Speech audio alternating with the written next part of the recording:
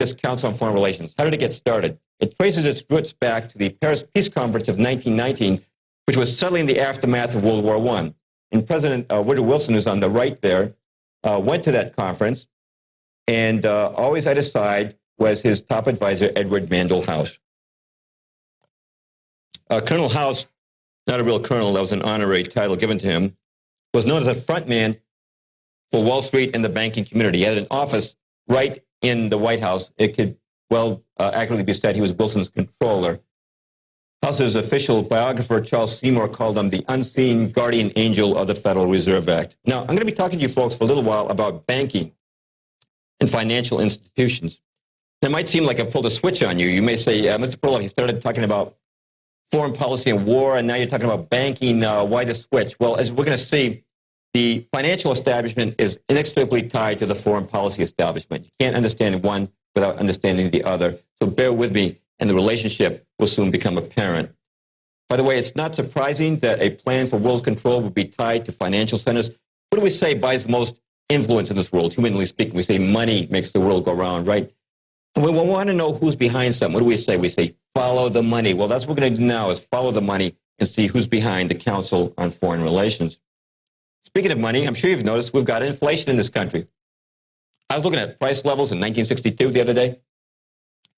1962, a postage stamp was 4 cents, a candy bar was a nickel, and the movie theater ticket was 50 cents. I went to Colby College freshman in 1969. The tuition was $2,600, now up to about $40,000. My father brought a brand new Toyota Corolla in 1969 for $2,400. You know, the dollar's lost more than 95% of its value since 1913. And it looks like it's inevitable we're going to have inflation, you know. We're told it's inevitable as death and taxes. It does look that way. You know, every year for the last 50 years, we've had inflation, not deflation. That's true. If you look at the Consumer Price Index, the CPI, every year we've had inflation, not deflation. So it looks inevitable, but it's not. By the way, how does the establishment try to explain inflation? They explain it kind of like this. You know, it's the fault of the American worker. Some guy has a baby, and he goes to his boss. He says, boss, I just had a baby. Can I have a raise of $20 a week?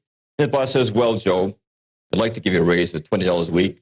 The only way I can afford to do that is by raising our prices $20 a week. I'll have to pass that cost on to our customers. So the guys doing business with Joe's company say, well, you guys are raising your prices $20 a week. We'll have to do the same thing. So all across America, prices go up because greedy Joe had a baby and asked for a raise. And guys like him, right? That's one of the explanations we give. Well, that's not the case. And inflation is not inevitable. I'm going to show you a very interesting graph. These are price levels in America going back to 1665. And I want you to notice that for the first 250 years of our history, we had no net inflation. It's only over the last century we've had this skyrocketing inflation. Now, some people might object and say, hey, Mr. Perloff, there's some blips in there. Yeah, what are those blips? Those blips are wars.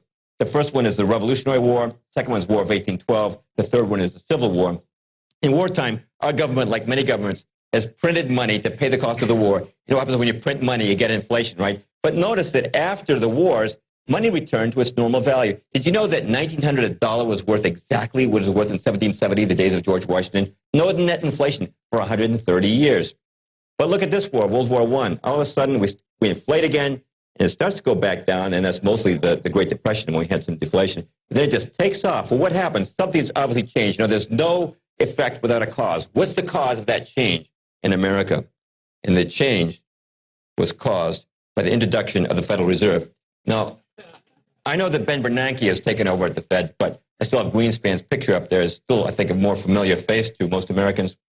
Now, the Fed chairman has been called the economic czar of America. Why? Because he sets interest rates in this country. By doing that, he and the board, I should say, set the interest rates. By doing that, they also set the tenor of the stock market. You know, if interest rates are really high, CDs start to look attractive, money starts flowing out of the stock market. Or conversely, if interest rates are low, money tends to move into the stock market, pushing stock prices higher.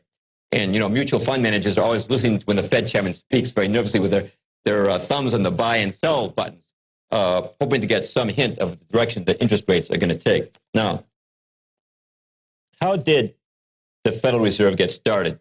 Most people would say, I have no clue. Must have been some act of our government, right? Yes, it was the Federal Reserve Act, 1913. But who introduced the original legislation for the central bank was this man, Senator Nelson Aldrich. Now, you might not have heard of Senator Aldrich, but I bet you've heard of this man, Nelson Rockefeller, who was vice president under Ford, governor of New York for a long time, a billionaire, one of the richest men of the world. His full name was Nelson Aldrich Rockefeller. It was named for his grandfather, Nelson Aldrich. The Rockefellers and the Aldriches intermarried. Aldrich's son, Winston Aldrich, became president of the National City Bank, owned by the Rockefellers. And when Aldrich spoke on Capitol Hill, when Senator Aldrich spoke, people understood he was speaking for the Rockefellers and their allies. Now, something I want to point out to you that's important. The legislation that he brought forward in the Senate was not written by him. He didn't write a word of it. It was written at a secret meeting of the world's most powerful bankers at J.P. Morgan's hunting club on Jekyll Island off the coast of Georgia. Now, some people would say, come on, Mr. Perloff, you don't expect us to believe that, okay? What evidence is there that this conspiracy took place? Okay, well, it's well documented now. Actually, the first man to write it up was actually B.C. Forbes, the founder of Forbes magazine. And one of the men who was there later wrote about it in his memoirs. That's Frank Vanderlip, who was a president of National City Bank. You've all heard of Citibank. It used to be called National City Bank, owned by the Rockefellers, and Vanderlip was his president. And here's what he said in his memoirs. There was an occasion near the close of 1910 when I was as secretive, indeed as furtive as any conspirator. I do not feel there's any exaggeration to speak of our secret expedition to Jekyll Island as the occasion of the actual conception of the Federal Reserve System. We were told to leave our last names behind us. We were told further that we should avoid dining together on the night of our departure. We were instructed to come one at a time and as unobtrusively as possible to the terminal of the New Jersey Littoral of the Hudson, where Senator Aldrich's private car would be in readiness attached to the rear end of the train to the south. Once aboard the private car, we began to observe the taboo that had been fixed on last names. Discovery, we knew, simply must not happen. If it would be discovered that our particular group had got together and written a banking bill, that bill would have no chance whatever of passage by Congress, unquote. Okay, who's at this meeting? Representatives of the three most powerful banking houses in the world. It's kind of like a meeting of the mafia dons. Representing the House of Rockefeller are Vanderlip and Aldrich. Representing the House of J.P. Morgan, from left to right, are Benjamin Strong, head of J.P. Morgan's Bankers Trust Company. In the middle is Henry Davison, senior partner in J.P. Morgan and Company. And on the right is Charles Norton of the First National Bank, also owned by Morgan. But the most powerful figure at this meeting was a man representing Europe's Rothschild family, Paul Warburg. Now, you might not have heard of Warburg, but if you've ever seen the musical Annie or the old comic strip Little Orphan Annie, you've seen him caricaturized. You might recall that Annie had a rich benefactor, the richest man in the world, named Daddy Warbucks. Well, the cartoonist simply took the name Warburg and changed it to Warbucks. Actually, myself, I think that this fictional banker is a better representation of Warburg. But who was Warburg? Well, Paul Warburg was a German banker, a partner with the Rothschilds, who'd grown rich in Europe by establishing central banks to loan money to the governments of Europe. And in 1902, the Rothschilds sent Warburg to America with instructions to found a similar bank here in the United States. As soon as he came here, he became a partner in Kuhn Loeb and Company, which was the Rothschild banking satellite in New York City. And he quickly formed an alliance with John D. Rockefeller and J.P. Morgan. Now, this alliance was nothing new. It went way back. The Rothschilds had actually provided the original seed money for the Standard Oil fortune of Rockefeller. They'd also bailed out J.P. Morgan when his firm was in trouble in the 19th century. Now, in 1907, J.P. Morgan, who owned a large number of newspapers, started a rumor about the insolvency of a couple of rival banks, namely the Knickerbocker Bank of New York, the Trust Company of America. This led to runs on these banks. If you've seen that movie, It's a Wonderful Life, you've seen an example of a run on the bank. You know, banks loan out the money that's on deposit. That's how they make their profits. But if all the depositors were to panic and run to the bank and ask for their money, and the bank had loaned out too much of it, the bank could collapse. That's what happened to these two banks. This spread to other banks and became known as the Panic of 1907. Immediately following that, Morgan's newspapers and Rockefeller's newspapers and Senator Aldrich began clamoring America must have a central bank to prevent any repetition of such a crisis, and that became the Federal Reserve. Now, why do they want a central bank? Well, who do you suppose Woodrow Wilson appoints vice chairman of the original Federal Reserve will set America's interest rates? Paul Warburg. The very guy who ran the meeting on Jekyll Island is now put in charge of the system. Who's put in charge of the New York Federal Reserve, the system's nucleus? Benjamin Strong. The very guys who devised the Federal Reserve Act are now given control of the system. In other words, the coyotes are now in charge of the hen house. But why do they want a central bank? Well, Paul Warburg at Kuhn Loeb was making an annual salary of $500,000 a year. That's a lot of money back then. That's equivalent to more than $10 million a year now. Paul Warburg gave up that position to accept a job on the Federal Reserve Board, a position that paid only $12,000 a year. Now, why did he do that? Some people might say, well, Jim, I'm sure that when Warburg came to this country, he must have gotten caught up in a frenzy of patriotism. And in this mad frenzy of patriotism, he altruistically gave up his job at Kuhn Loeb so he could join the Federal Reserve Board and stabilize the American economy. I don't think that was it. I think Paul Warburg said to himself, why should I make a piddling $500,000 at Kuhn Loeb when I can make countless millions for myself and my friends in high finance by setting interest rates in this country on the Federal Reserve Board? Snap my fingers once, stock market's going to go up. Snap them twice, stock market's going to go down. Now, I feel a critic coming on.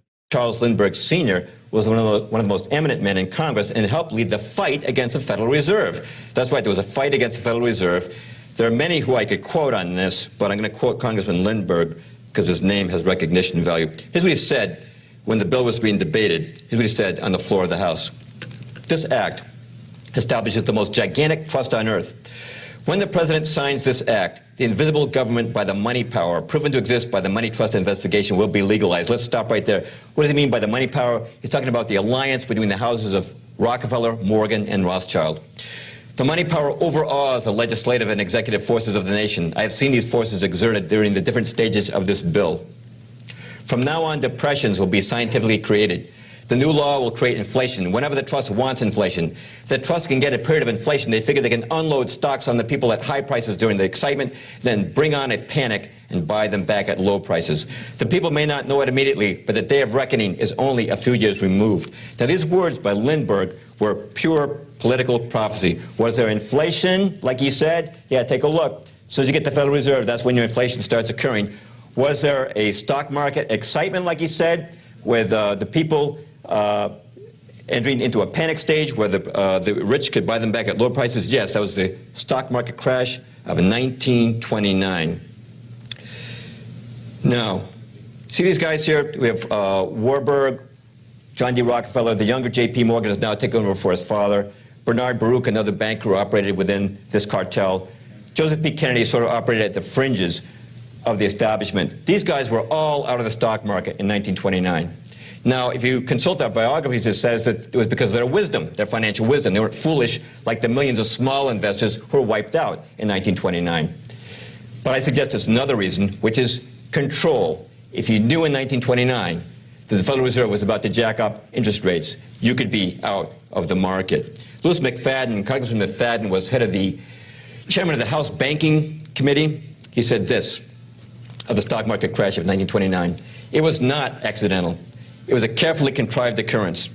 The international bankers sought to bring about a condition of despair here so they might emerge as rulers of us all. When the Federal Reserve Act was passed, the people of these United States did not perceive that a world banking system was being set up here, a superstate controlled by international bankers acting together for their own pleasure. A quote you didn't find in the New York Times. Curtis Dahl was Franklin D. Roosevelt's son-in-law. He was a broker for Lehman Brothers. He was on the floor of the New York Stock Exchange on Black Friday in 1929. He said this of the crash. It was the calculated shearing of the public by the world money powers. But the Fed was not just about controlling the stock market. What of number two?